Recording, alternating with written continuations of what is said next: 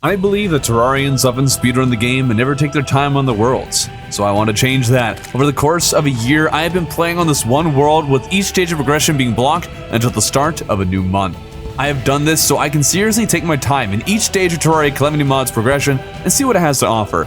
So for the month of December, the very final month, I am finally allowed to defeat the final bosses of the game, the Exomechs and Supreme Calamitas, as well as the Adult Eidolon Worm and Boss Rush if you want to count those as well. This is what happened.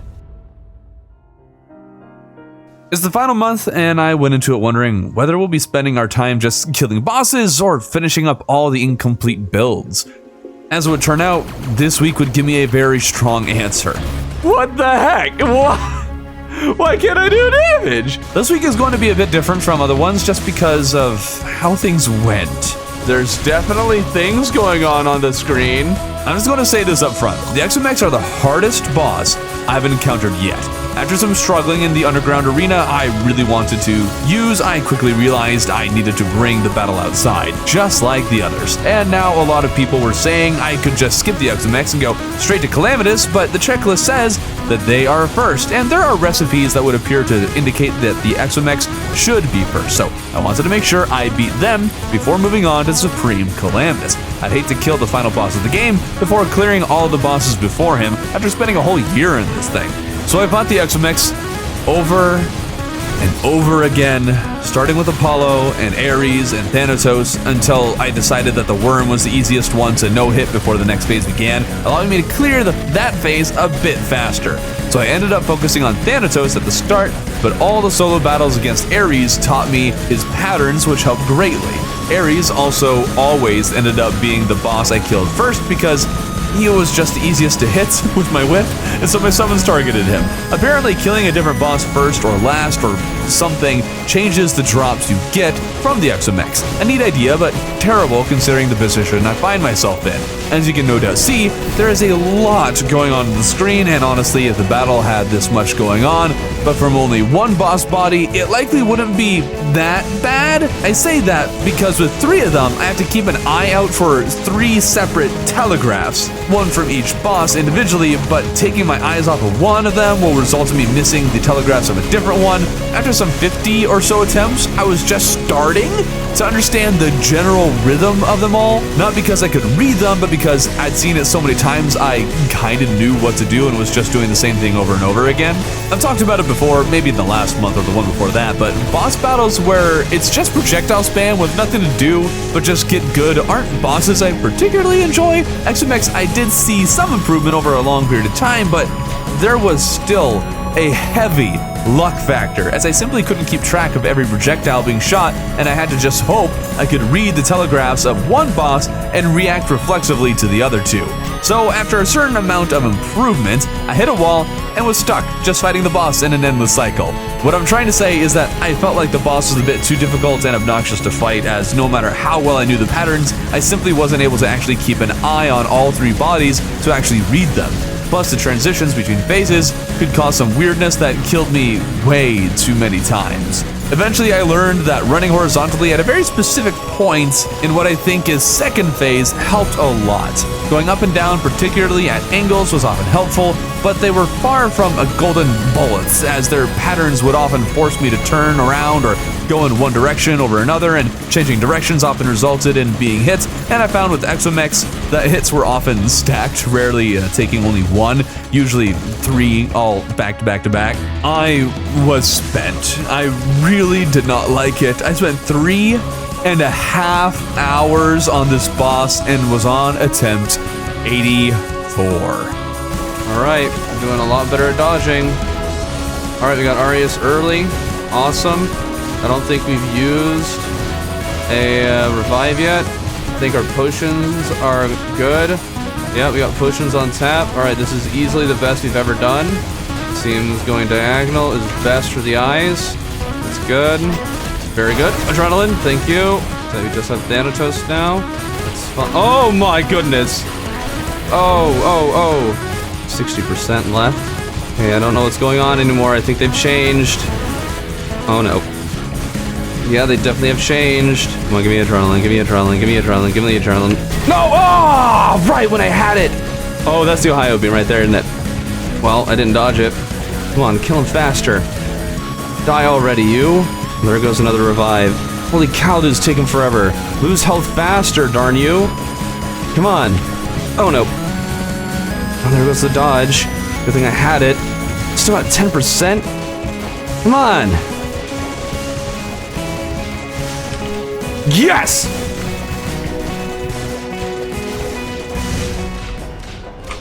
Did we get it? We got it!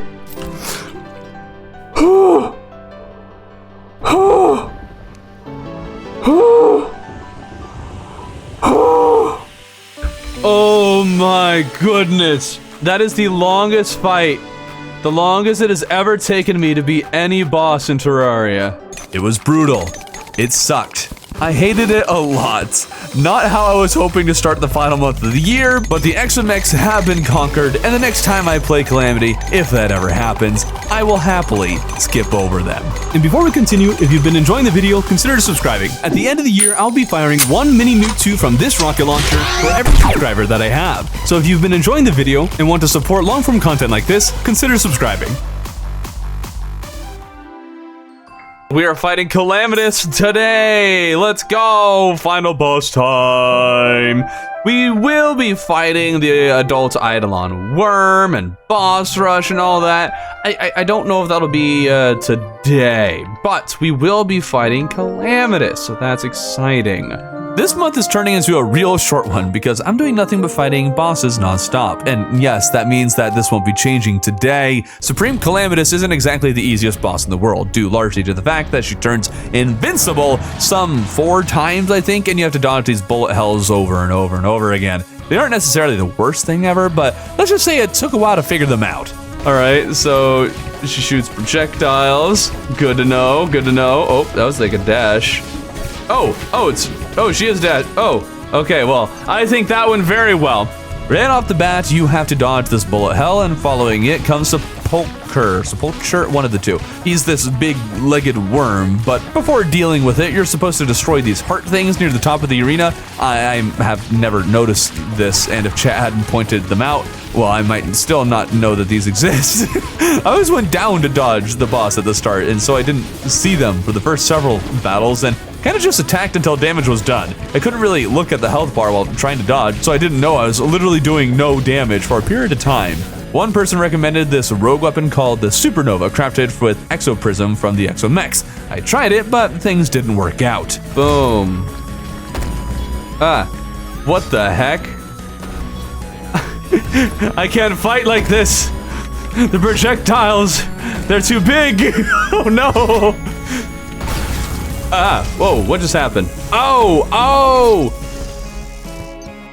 Wait, did it just one-shot me? Witch's Broom helped a bit with the bullet hells. Calamitas, more like, easy boss, But she's always shooting these things that explode into a bunch of projectiles, and they are so difficult to keep track of while dodging everything else. But to sum up all of the difficulties I had with her, she had a general pattern, but at the same time is shooting these projectiles that force you off rhythm a lot of the time. The bullet hells as well are random, and so sometimes they were remarkably easy to dodge, and other times they felt almost impossible. And as a casualty of being so late in progression, there are so many things happening that it's hard to read the patterns because I can only pay attention to just dodging. Oh, the jellyfish. Yes, that's what those are. Ooh, hearts, thank you. Oh, what the heck?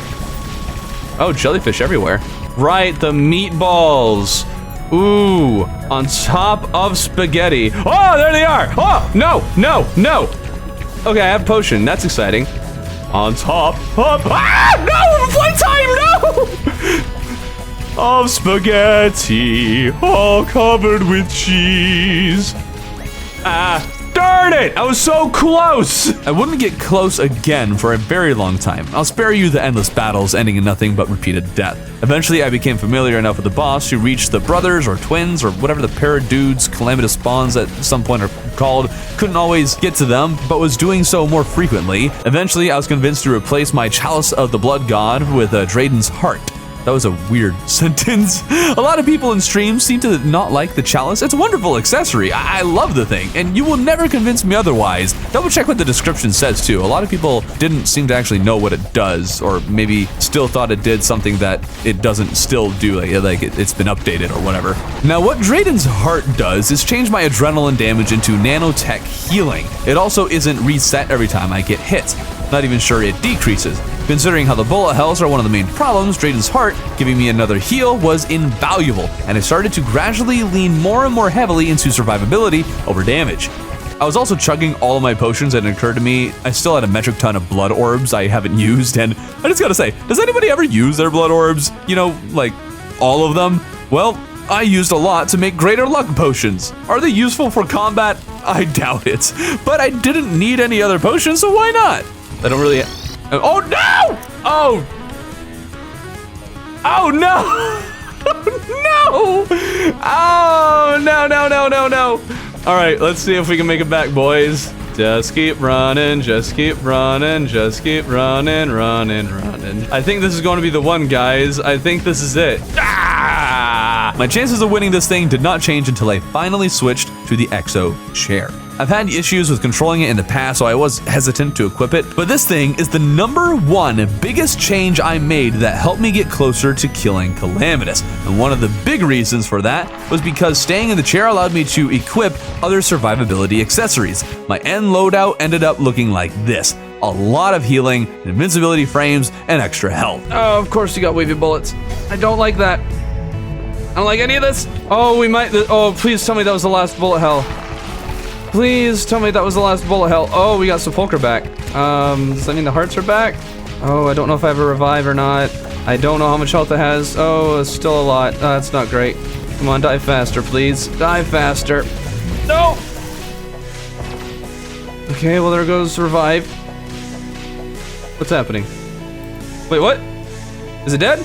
Please be dead. Please be dead. Please be dead. Please be dead. Please be dead. Please be dead. Please be dead. Please be dead. Please be dead. Please be dead. Please be dead. Please be dead, please be dead, please be dead, please be dead, please be dead. I can't do it 10 times fast. Please be dead, please be dead, please be dead. Yay! You know what? Just for that, pig head. That's what you get. Just stack pig heads on your face. That's what you get. Just stupid. Darn, don't you run away. Talking to the witch, I could enchant my mech worm into sepulchre. Looks strong, but oh, this makes it so much harder to see. We can now make shadow spec bars, but those require exo prism, and I don't have a lot of that, so I'll have to shimmer some things, and I definitely can't make the endgame armor yet. I can, however, finally use this summon accessory I got after I killed the profaned goddess in a very stupid way. Turns out it's very expensive to craft, so that pain was definitely worth it, because this thing is super fun. Basically lets me use any class weapon as a summon damage weapon, with each class type doing a different kind of attack. It also says having other summons active will lessen its power, but I'm not sure to what extent or what exactly it meant. I just decided to avoid having other summons. But first, to shimmer a few things for Exo Prism. Oh my... Oh, come on! That's just not fair. Shimmer. Shimmer, darn you! There it is. There we go. There we go. I made the Angels Alliance accessory and most of the summoner stuff that could be crafted, but to craft more, I need to kill Calamitas and the Exomechs more. The accessory is definitely making things easier, but not a guarantee. Did only take 4 attempts to kill Calamitas for the second time, super awesome, but what I really need is Exo Prism. And you see, I hate these guys, and I'd already forgotten how I beat them last time. Thankfully, I'm much stronger, so that helped cover some of my skill issue. I was also experimenting with things like the Flame Steel ring that does absolutely stupid damage, but also makes me a massive target, and when a boss shoots this many projectiles, it doesn't matter how fast I kill the boss, it will kill me faster. I also learned Sepulchre is kind of a bad summon because there's these hearts circling me, and if they stick around too long, Sepulchre will attack me, and I noticed my other summons would spend a good chunk of their time just killing these hearts, which feels like a waste. Maybe it's still worth it in the end, but it felt like a waste, so I didn't use them anymore. After a bit more practice and refamiliarizing myself with the boss, I was able to use my Calamitas survivability build with the new accessory for real high damage to clear the exomechs a second time, and no matter how hard I targeted the eyes Apollo, I could not kill them first. Killing them let me craft the final armor of the game, Demon Shade. We have the Endgame armor, the most awesome armor of all. Having this endgame equipment also finally makes my other builds more viable. Take the Scarlet Devil, for example. It's busted. Boom. Wonk. Boom. Oh. Partial wonk. But that just about wraps up my time for the week, so I finished it up by killing Urine 11 more times to get my hands on a blasted Dragon Egg Pet. Oh, I love him! Look at that. You know, that actually looks a lot more like the new sprite that you keep hearing about. He's a little chunky. He's a little bit chunky, maybe a little bit derpy, but there he is! My Bamboo Leaf, my friend, my bestest buddy. You go on the wall. This week, we're heading off to slay the adult Eidolon worm, which actually might not be its name anymore, but I'm pretty sure that's what it's called. It's not technically a boss, it's considered a super boss. Not sure exactly what the difference is from a technical standpoint. I just know it doesn't appear in boss checklist, nor does it drop a treasure bag. He also doesn't have a summon. The way that you get him to appear is by having Chaos State debuff in the Abyss. Let's see how this goes. First try. Oh wow, we've already done a lot of damage to him. All right, this is not working, being out of the chair. All right, I thought I would have more movement than that. Oh! All right. You see that lightning? That is what I like to call the single most unfair and stupid attack any boss I've ever encountered has ever had. How do you dodge that lightning? When do you see it coming? The answer is, you don't. There is zero telegraph, and the lightning is so fast, you can never hope to respond fast enough to dodge it. Maybe there's a method to the madness after the first bout of lightning, but the first is impossible, and just one lightning bolt is an insta-kill. The only way I could survive is by managing to save my dodge for the attack and then use some accessory whose name I forgot to increase my invincibility frames enough to clear through the rest of the lightning. I tried counting how many times he made this noise before attacking, but it did not work. I watched the health bar and how much health he has when he started to attack, but it didn't correlate to when the lightning would come. One person mentioned a roar, but there is no roar that I could perceive. Eventually, I figured I'd bring him out of the abyss and see if that helped. What? One of those was not even close to me! With how unfair this boss is, and how impossible it is to dodge this attack, I figured it was time to break out the cheese. Yeah, just teleport away when he uses lightning. Oh my goodness, that's the ticket. That's it. When he uses lightning, teleport home, and then come back. All right, buddy boy. All right. There we go! Stupid worm! What are you going to do now, buddy? Ouch! Okay, don't do that. Don't do that. Ouch. Oh!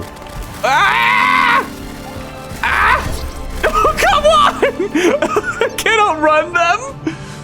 I can't outrun them!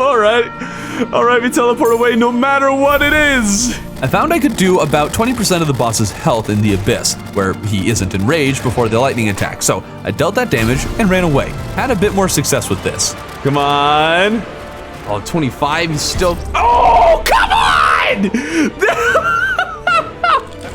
What? That's literally impossible to dodge! The great thing about the strategy was that I could go to the nurse to heal if I was hit and survived. Okay. Oh, what? What the heck? Oh, the nurse died. Oh no. Oh, you just murdered them. Oh man, they lived such a happy life. Then you just came over and slaughtered them like animals. And as much as I'd like to say my strategizing and cheese won the day, I don't actually know how it died. That helped. Wait, what? Wait, how did that happen? Wait, how did he lose 20% of his health out of nowhere? Okay. That doesn't feel earned. I don't like this. What just happened? Okay, GG, I guess. Cheater. Well, at least I got this cool snail pet and halibut gun with a monocle mustache and top hat. I don't know how I feel about this. Victory. With the super boss dead though, the only obstacle I still need to clear is the boss rush. I've never viewed this as particularly difficult, but I also don't think I've ever done it in single player before. Last time I managed to reach Plaguebringer, so we'll pick up where we left off. The farthest we've ever gotten, and it looks like we'll easily clear it. And boom, all right. Second phase. Oh, and you went with the easy one. Thank you. Who is this? Oh, it's Duke Fishron. That's a lot of bubbles. That's a lot of bubbles. Ravager, more like Deadager. Ha, got him. Oh, Moonlord, hello. Cleared and goodbye. There goes my dodge. That's a little unfortunate. Oh no, the profane guardians, more like the profane deadians. Ha ha ha ha ha. Ooh, we're 75% way through. Let's go. Dragonfolly. Oh! All right. Oh, bro's gonna take a while, isn't he? Cygnus. I don't know, why is he the last one? Ceaseless Void is the hardest one by far. Even in this round, he's already dead. Oh, Devourer of Gods. Play it safe. Play it carefully. Why is he small? Why is Devourer of Gods small? Is it, am I crazy? He looks small. What's happening? Okay, this is actually very easy. I was concerned, but this is not, oh no. Well, maybe I spoke too soon.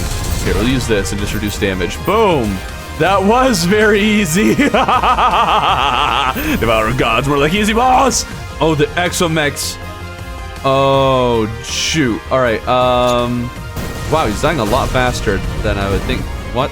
Why'd he die so fast? He doesn't die that fast normally.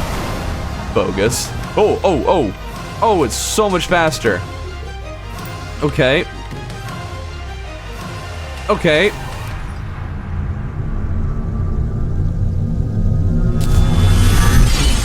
Nice. Don't get creamed. Don't get creamed in the final hour.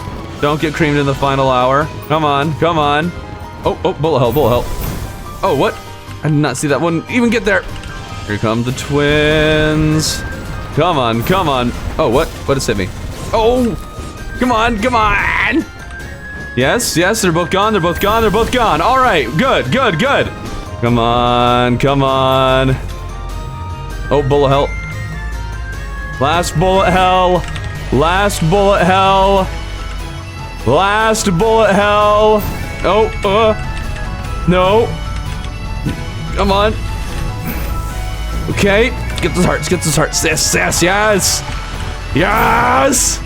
Oh, Sepulchre's massive. Get those hearts, thank you. Heal, thank you. Let's go. First try boss rush, right? You're gonna die, right? Let's go! First tried boss rush, and for my extraordinary efforts, I was gifted the rock, and it sits in a place of honor. Now, the trophy wall is much more full. Wish I had made it look nicer, but, I mean, works. I came across a little necklace, and these mounts or transmogrifications, or whatever you want to call them, are so much fun. Really looking forward to having more of these in the next update. While up there though, I remembered that I wanted the island to be more lit up, and learning to use echo painted torches for lighting is one of the single biggest building tips or discoveries I have ever made. It looks so natural, it's perfect. Even placing them in the trees to make sure the tree is lit. Nothing looks off, it's perfect. I still had quite a bit of time and figured I'd spend most of that farming for most of the shadow spec weapons and gear that I can craft primarily for mage. First thing I needed was more auric ore. Oh look, it's the skeleton merchant. It would be a shame if I were to mine him off of his little perch. Oh no, he's burning. was that psychopathic behavior? Don't worry about it. One weapon required light shards, and I don't actually have a hollow desert, so I separated off a part in the astral biome and made it hollowed. No idea if hollow corrupts astral or not, but I'm not taking that risk. The weapon looks neat, but I didn't use it. Another weapon required, I get a bunch of dark plasma from Ceaseless Void. It creates this book, but it doesn't do anything unless there's a target. The most fun one was the party cannon, although when I did use it, its damage was not impressive. Shadow Spec is kind of stupidly expensive, so making these 3 took up most of what I had. I could make these few things, but I needed to farm the Exomex and Calamitas over and over again just to craft a few weapons, which strikes me as odd for endgame stuff. I think there'd be minimum farming required for, endgame, but maybe the drop rates are balanced around only using 1 class rather than 3, like I'm crafting 4. I also swear Calamitas was more difficult because I lost more battles against her than I won. Or maybe I was suffering skill issue. I have no clue. But I'm convinced that she was more difficult. Eventually I had every mage weapon except one that requires several copies of different Devourer of Gods drops. According to the wiki, the Mechworm staff has a 33% chance of dropping, and I need 2 of them. So of course it took 7 attempts to get both of them, which I guess isn't actually that bad. But it felt like a lot, okay? There's also this rocket launcher thing that dropped, and it's really cool. I don't remember getting it before, but it also auto-deposited, so I guess I have gotten it before. It's only a 10% chance drop, so I got something that was kind of rare from Devourer, so that's neat. The weapon made from all of this junk? A book that summons the Devourer of Gods to fight for me, or an illusion of it, says the description, but I don't care. I'm just saying that it summons the Devourer of Gods to fight for me. Using it against the Devourer itself sounds chaotic, so I tried it against Calamitas. It's a fine weapon, but man, Mage still can't keep up with Summoner, not even in the end game. At least Rogue has a Scarlet Devil, which is absolutely broken, and Rogue kind of needs it to be broken. Rogue also has this other weapon that looks really good, although I never did try it against a boss. At this point, there wasn't a whole lot of time left, at least not enough for me to start building, nor did I feel all that motivated, so I quickly filled out the entire sky of my map, and then had some fun using my pickaxe made with Shadow Spec that mines ludicrously fast. I used the thing to explore a lot of the underground areas I'd never been to before. Nothing particularly interesting, but I'm starting to fill out the map, so that's neat. Well, it's here. The final week of the year. After so much time, it's kind of hard to get motivated to do anything because, I won't be returning next week. Everything I can think to farm for or defeat has already been acquired or conquered.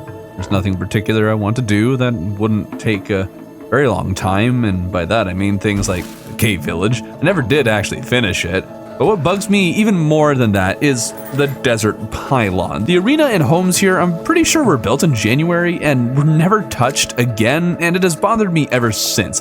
It simply does not look very good, and I had such a grand vision for it at the beginning of the year, so I think to wrap up my time for the year, I'll at long last do a project I've had in mind since the very beginning. First step was remove the gross arena. Oh wait, I can just do this. Dude, this already feels weird, the desert not having, that's been there since January? Yeah, I think January, right? Yeah, we had Desert Skirt in January, right? Yeah, we had Desert Skirt in January. Dude, we just removed something that's been here since January. Bro. What I'm going for with this build is a sort of desert bazaar that follows the general structure or style of the dungeon entrance. Using sandstone and palladium columns painted yellow, I can make this fancy wall. It doesn't work nearly as well as painting the columns gray with some gray brick or something like that, but it still looks pretty alright for our purposes. Right above the homes, there's a little dome because it just feels right, and I used cobalt brick to add some color to the roof. Adamantite column wall is one of my new favorite underused wall types, and I used some painted purple to add color to these wall pillars.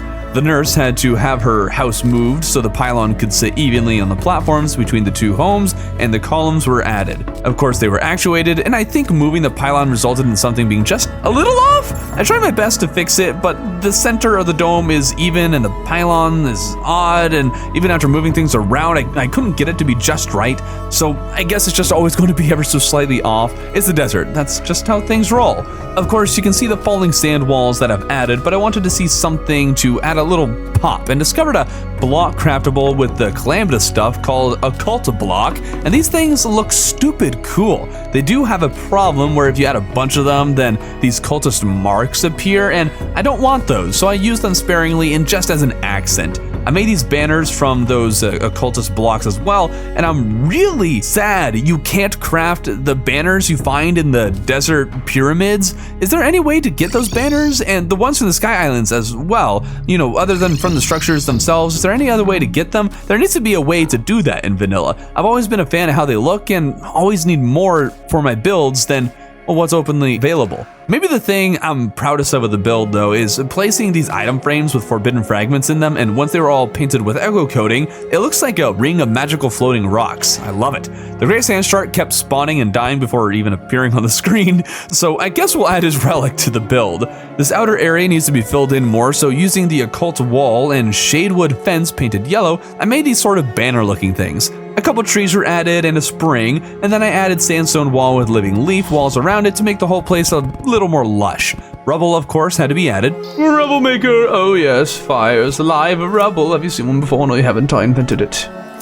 We'll just see how it works. Per the request of one of my viewers, I added a honey cave just below it. They didn't say where to put it, just that they wanted honey falls, and I thought of this idea and I think it's really interesting. It's very loosely inspired by the words of the Old Testament talking about how God would bring the Israelites to a land flowing with milk and honey. That place is Israel, or somewhere roughly around the Middle East, and if you know anything about that area, it's very deserty. So I thought it'd be fun having literal honey in this desert biome, and it came together pretty well. And this is the final build. It's beautiful, and I'm super happy I no longer have such a terrible build occupying the surface of this year-long world. I happened to talk to the princess afterwards and found out that she sold this one item that makes a lantern knight. Is this a vanilla thing? That's so neat. I love lantern knights.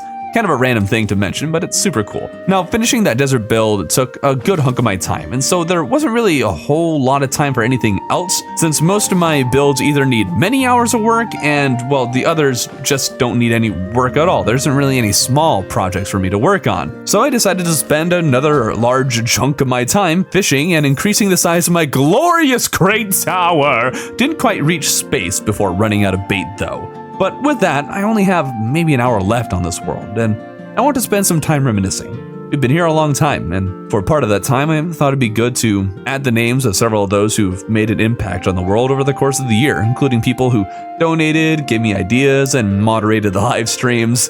I couldn't remember everyone, so if I miss you, let me know, especially you who sent me the email about the wiring. You need to be on these signs. And before you ask, if you really want your name added to these signs that spawn, then I'll add you if you add a super chat in the comments in the video, and I'm going to have a set deadline for that to be at the end of January, so I can actually upload a final version of this world to the Steam Workshop for people to download. So if you really want your name on these signs, that's how you can have that done. But let's take one last look at this world I love so much. The jungle build is still kind of just meh. It's okay, but definitely could use a little more care. This puddle, this is awesome. This was the best. Like, we put so much into this. The puddle is it's in technical terms the biggest project probably of the entire series, just because it took most of a stream and required a dozen content creators joining in to hurry things along. If I hadn't invited them, this would have taken legitimately a whole month. I'm so proud of these. Those are good little rocket boosters. I'm very happy to have another floating main base. Last year's is so much smaller. I'm happy with just supersizing the new one. That's very cool. We built this. This is kind of just an okay build. It's fine. It was one of my first attempts at using wall combined with blocks as kind of the roof. I've seen that in a lot of builds that people will do, and it can look really cool. I don't know if I really sold it here. It looks fine. I think it could definitely have been a lot better, but I've had zero practice with that, so I'm happy with how it turned out. Also, the orange painted grass, it definitely brings it all together. For that, this just wouldn't work. I made a whole dungeon arena after Skeletron. The idea was that I'd probably use this against the Cultist, and then the Cultist required so much more space than this. I had to leave the arena entirely just to fight the thing. It was really kind of disappointing. I never really did get to use this. I did at the very least. It does kind of look like it. Oh no. No! It does look like it expanded on the whole thing. Run! Oh, the sulfuric sea house. Oh, it's so good. This has got to be like one of my favorite builds. Oh, the new desert build that looks awesome.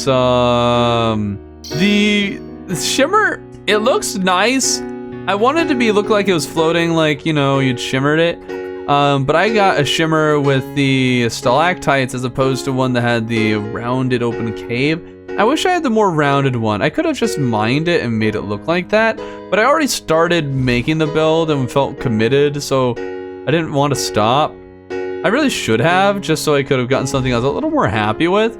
But I mean, in the end, this looks neat, and I used a lot of blocks I never used before. Maybe not a lot, but a few at least. And a number of them are calamities, so it was just like an interesting combination of a bunch of things. And then the hollow build.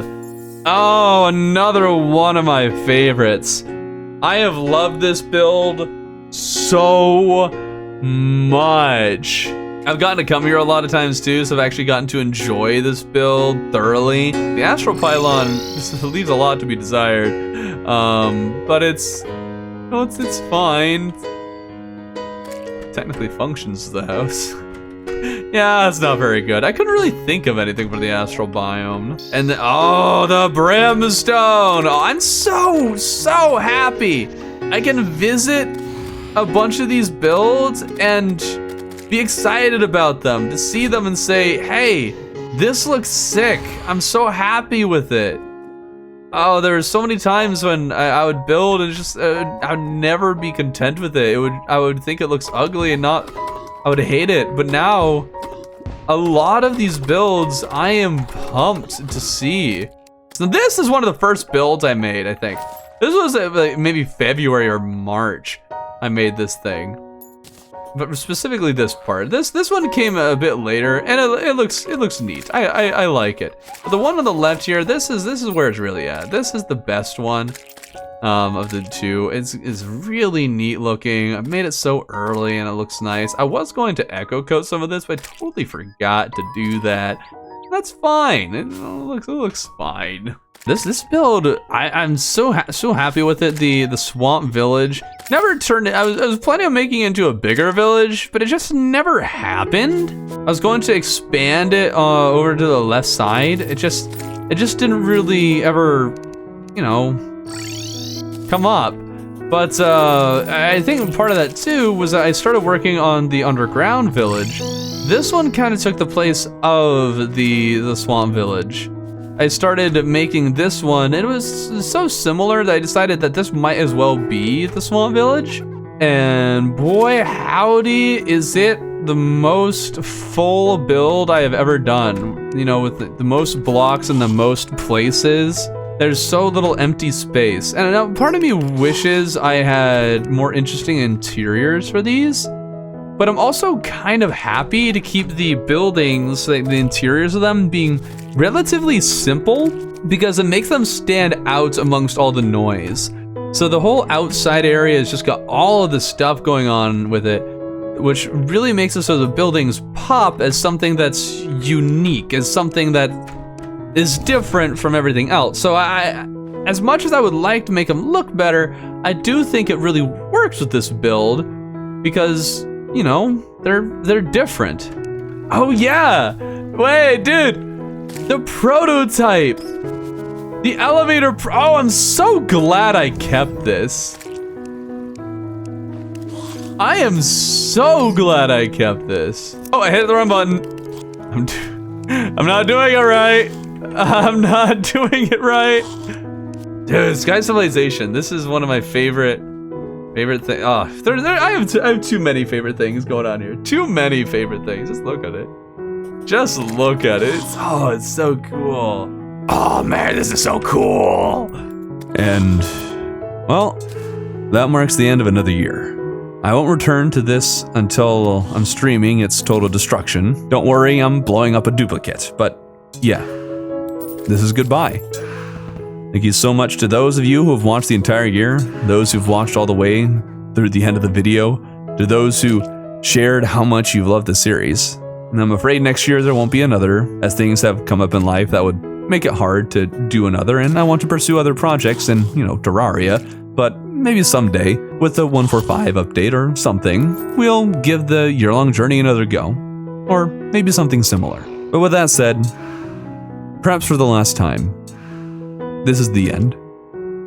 12 months, 52 weeks, 365 days, and we have done it.